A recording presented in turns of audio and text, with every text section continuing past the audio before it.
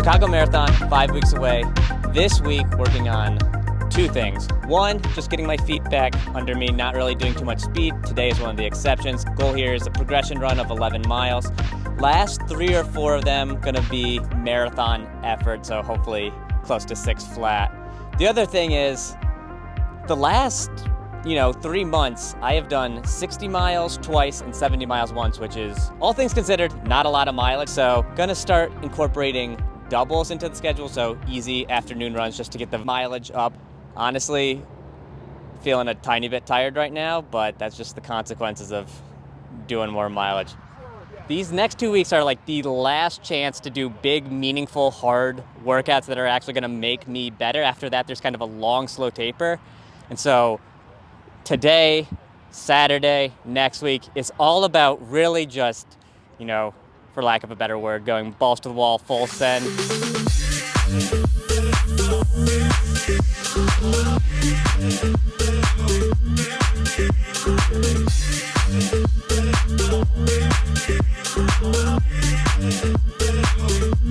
This went well, better than expected. Make sure that you're making the most of this opportunity today.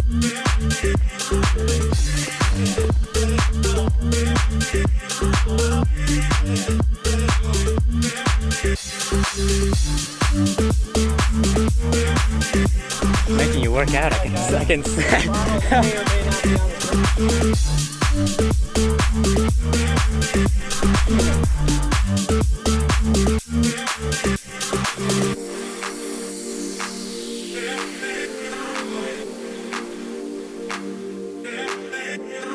I think these last 2 weeks have been very productive. I sense that I'm a bit more fit than I anticipated.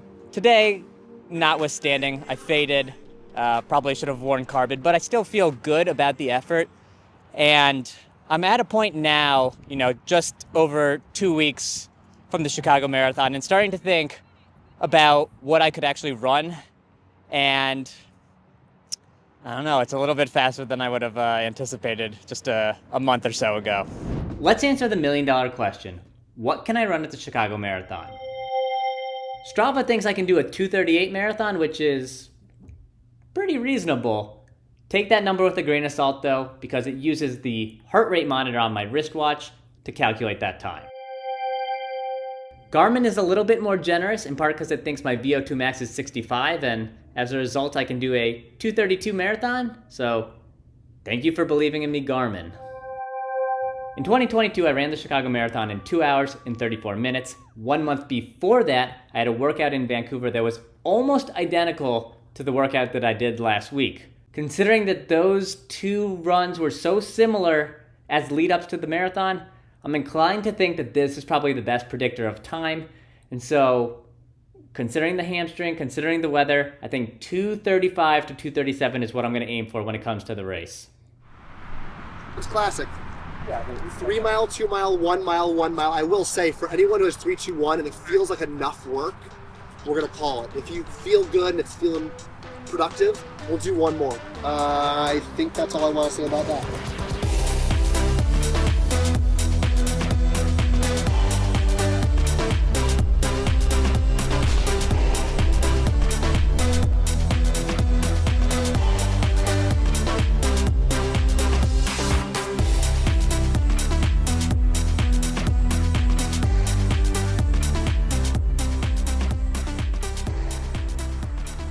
All this felt pretty good.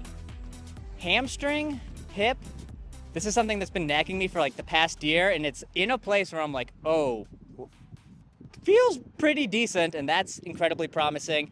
Even on tired legs, I feel good about the result from today. But the bottom line is, all of the money is in the bank, all those runs, that figurative money is in the figurative bank, and on next Sunday, I'm gonna cash it out. I'm gonna see how much interest I've accrued in there. The only thing that could stop me now, at this point, is if it's less than ideal weather. But fingers crossed that it's not in the high 50s, 60s at the race start.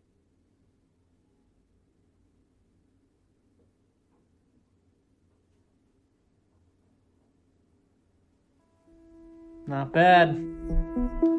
All right, my wife says that what I'm about to show you is either called a lay flat or a flat lay. But if you're ever curious what a 234 marathoner brings with them on race day, here's a little recap. Nice kit, courtesy of Tracksmith. Thanks to Dan, Allie, and the Tracksmith folks for this. Shorts, plenty of pockets for all of the nutrition. This with caffeine will be taken during the race. This is all the pre-race stuff, including plenty of salt. This, I'll have all these in my back pocket. Vaseline, self-explanatory. Sunscreen, self-explanatory. KT tape in case the shoes cut into my Achilles, which is a non-zero chance. Better safe than sorry. Important to have stuff you can stretch with. Probably the most important thing, right here. Nice shoes. You only run so many marathons in your life, unless you're one of those crazy people that does like 10 a year. I'm like 1 or 2 max, and that's good. These have all of 4 miles, felt fast. So looking forward to hopefully running a very fast race with them on a Sunday. Okay, so weather, kind of the important factor, and it turned out to be okay. 54, 55 at race start. Looks like it's gonna be maybe 58, 60 by the end, which is a tiny bit warm.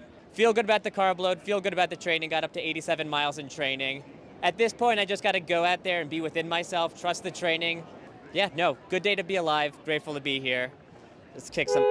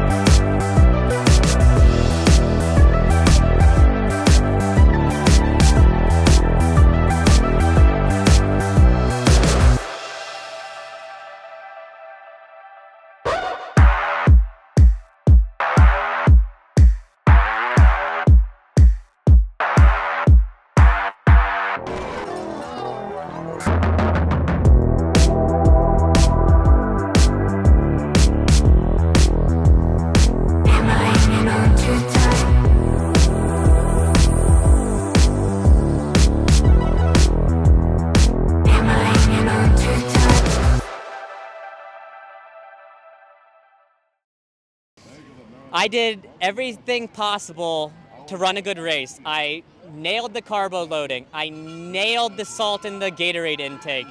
Like, I nailed the pacing. The weather, even though it was a little warm with the tall buildings and the amount of shade, turned out to be pretty reasonable. Like, so many things went well in terms of like just X's and O's. I really can't ask more from myself. The shoes that I wore, I bled through my sock, I bled through my shoe because the big toe and some of the other toes were jammed up against the box, and halfway through the race, my foot is like in excruciating pain, and I've never bled so much from my feet in my entire life. The bruise from this is gonna be unbelievable, and I'm sure that cost me some amount of time, like especially when you're running with your like big toe pointed down, but like, I don't, c'est la vie, it is what it is. Like, there's a lot of things, there's a lot more positives to take away from this race, a lot of things that I did really well that I can translate to CIM. Plenty of time to get better. We'll just gotta send a strongly worded email to Nike, and hopefully they give me some new shoes or make things right in a certain way. So other than that, we're golden.